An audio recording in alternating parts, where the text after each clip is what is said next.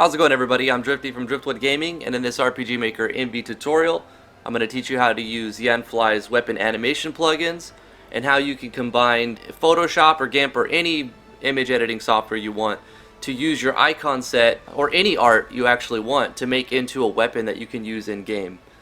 So I'll show you some of the new weapons that I've created in this game here. So if I go to my weapons, I've created a weapon called the Bloodseeker, and I've got katanas. Now, when you download Yanfly's weapon animation plugin, I'll put a link in the description below. You also need to download the weapons.rar file, which is just like a zip file, and it's got a bunch of art for like swords and daggers and staffs and like all kinds of stuff. It's packed full of stuff, but it's missing katanas. It doesn't have katanas, so I had to make those myself, and I'm going to show you how I made them using an icon set that I put together. So first of all, oh wait, actually I need to put the game into slow mode.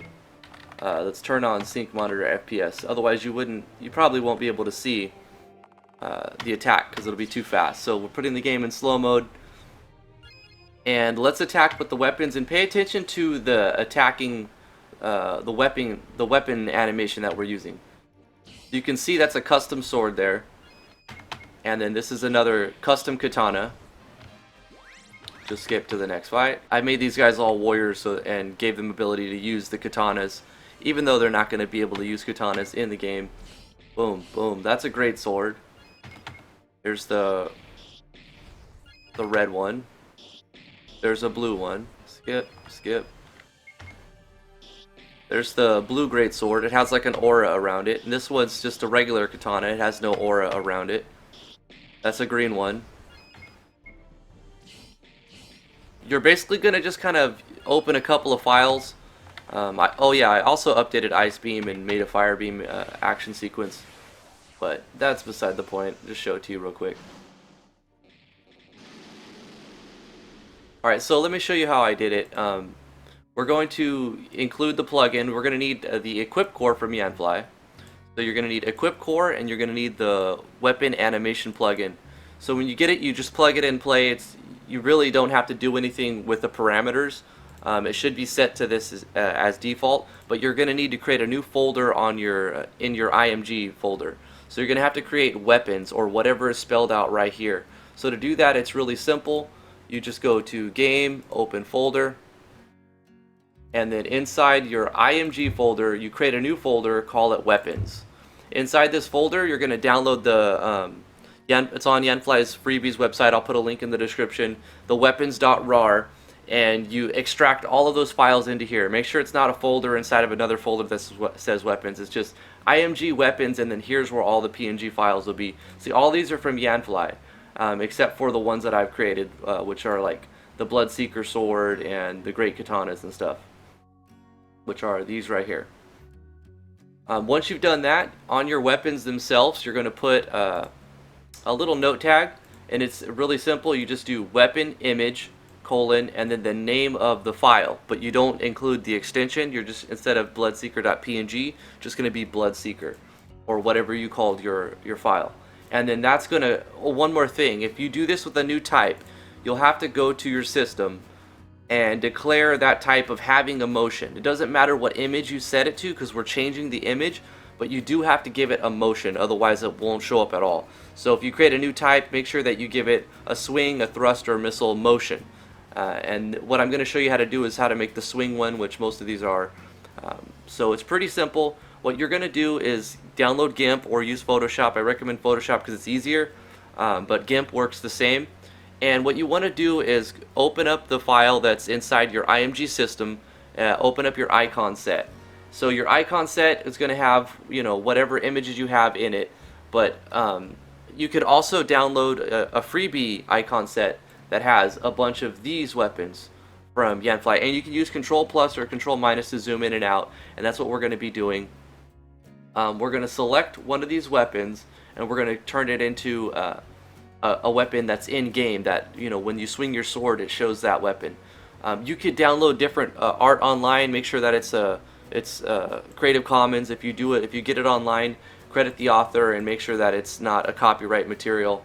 All of these that I found are free for use online, and I put this together myself. So you can look and find the ones you want for your icon set. Keep in mind there is a limit to how big you can make your icon set before your images just turn into black boxes. So let's just pick one randomly. What we're going to do is use the selection tool right here, the marquee tool, rectangular marquee tool, and we're going to highlight, let's say, this fire sword right here. And we're going to go to the top left corner, we're going to left click, and then we're going to drag down to the bottom right corner. And once we've got that highlighted, we're going to press Control and press C. That's going to copy that. If you have multiple layers, make sure you're on the right layer. Then what you're going to do is you're going to create a new file, and the file size is important. You want it to be 288 by 64. So it's got to be 288 by 64, and we're going to basically turn on the grid. So let's create a new file. New 288 by 64. Boom. We're going to press Control Plus and we're going to zoom in, and you can see that I've got this sectioned off into like 6 sections, but what's actually happening is it's divided by 3 sections. So we've got this line that we're paying attention to, this line we're paying attention to. So to turn on the grid, you're basically just going to go to View, and then you're going to go Show, and then you're going to select Grid and Smart Grids and Pixel Grid if you want to. If it doesn't line up right, what you do is you go to Edit and then Preferences, and you're going to select Grids, Guides, Grid, and Slices, and select 48 by 48 subdivision. So 48, 48 here, and then if you have those checked on View, it'll look like that. So this is going to show you the first one's going to be right here, the second one's going to be right here, and the third part's going to be right here. So now that we've got that, what we're going to do is we're going to open up an existing one of those weapon files. So it doesn't matter which one you pick, just make sure that if you're doing the slash, you're going to open up a slashing one like a sword or an axe. If you're going to make a piercing weapon, you open up a piercing one. For this example, we're going to do a slashing one, and I've already opened up, where is it at? The beam sword one. So what we want to do is sort of align the weapon that we're going to create to look exactly like the presets that we've got from Yanfly. So we want this one to be angled down like that. We want this one to be angled just like this in an upright attacking position. We also want to draw some kind of swinging motion, some momentum to it. And then you want to show it without momentum on the last grid. So we've got this new file, but we've got a blank background. So what we sort of need to do is get rid of this blank background. So there's a couple ways to do it, but what I'm going to do is select the magic eraser tool and then just click on it right there. If it asks you to rasterize the layer, you can do that and then say yes, and then you'll be able to use magic eraser. If it doesn't seem to work right, try adjusting the tolerance.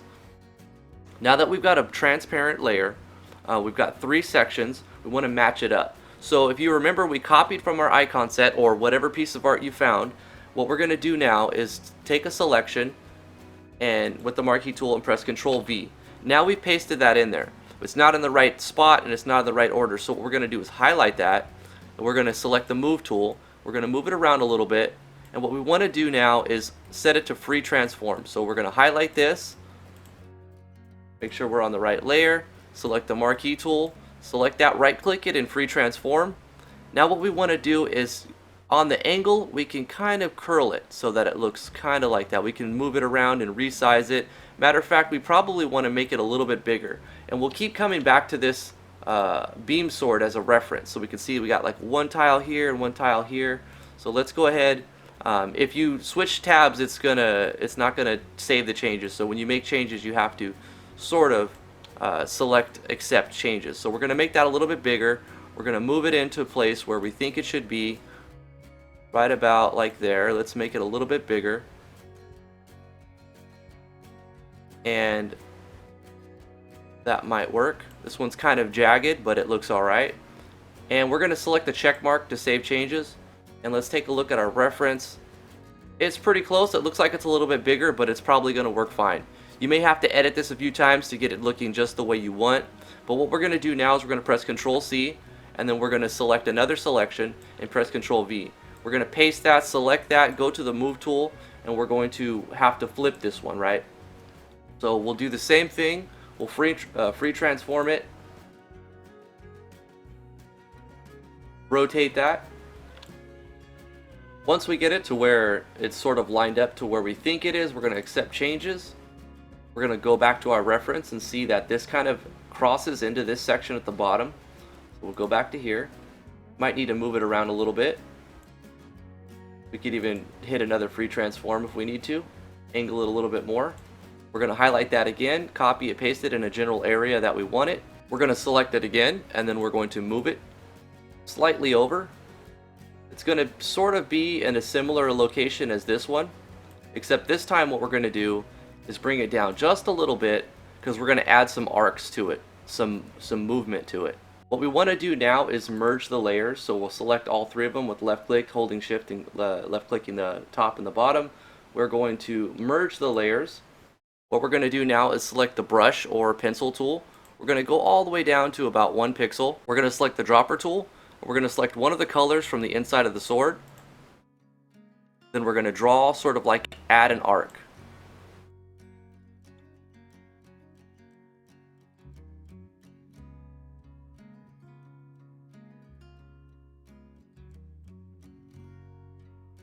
And if you don't like it, you could always press Control Z and then do an Alt Control Z, and you'll keep stepping backwards to undo all of that. Once you've got the image pretty close to where the beam sword is, or whatever your point of reference is, you can add some final touches to it. So what we want to do is right click the layer that we've merged together. We're going to select blending option. We're going to bevel and emboss it, add a contour to it. We're not going to texturize it, but you can play with these or play around with these and get them to look just like you want. Inner shadow, maybe I kind of like to keep it brighter, so if you do inner shadow, you might want to select the light color tool to make it a lighter shadow instead of a darker shadow. Inner glow works well. You could even select a different template or make your own color palette. So we're changing this up quite a bit. Once you're happy with your selection, just hit OK. For the outer glow, we're going to customize this a little bit. We're definitely going to change up the default from it. We're going to set the range to max, the jitter to the very bottom. We're going to keep it on soft, but we're going to reduce the size a lot. And finally, adjust the blend mode. When you're happy with your selection of all of your blend modes, you just hit OK. And we still need to do a couple of things. First of all, we need to get rid of all of this, all of these little tiny dots that are on the edge of the picture.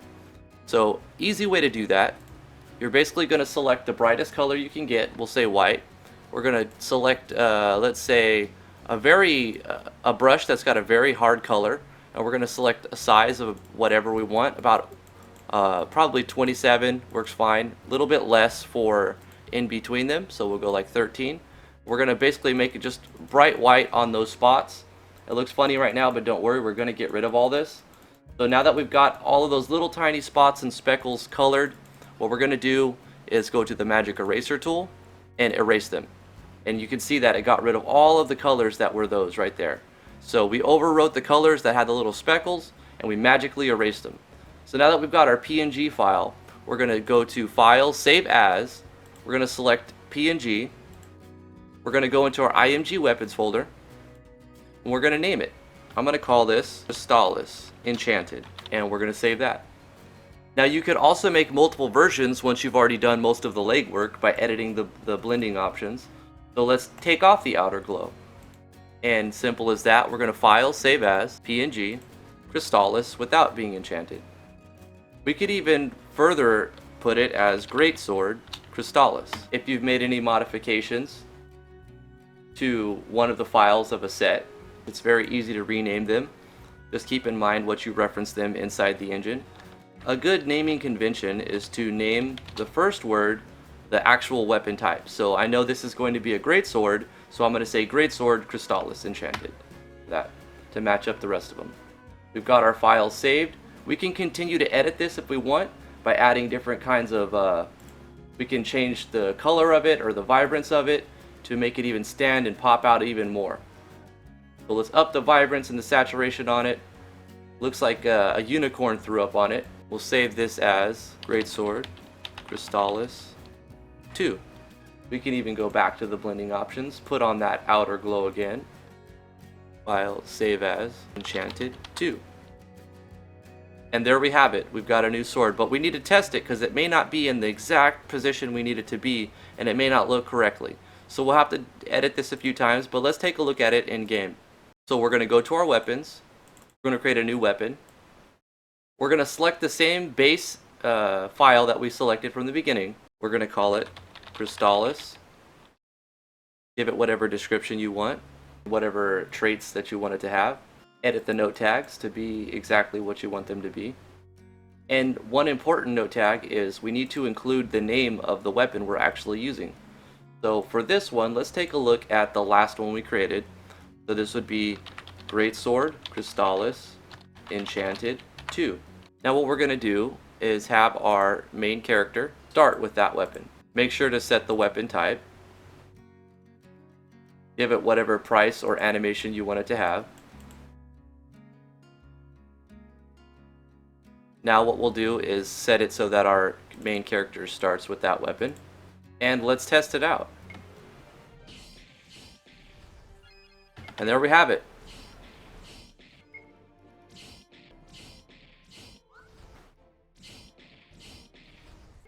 And there you have it. We've got a brand new weapon art. Brand new weapon attack animation.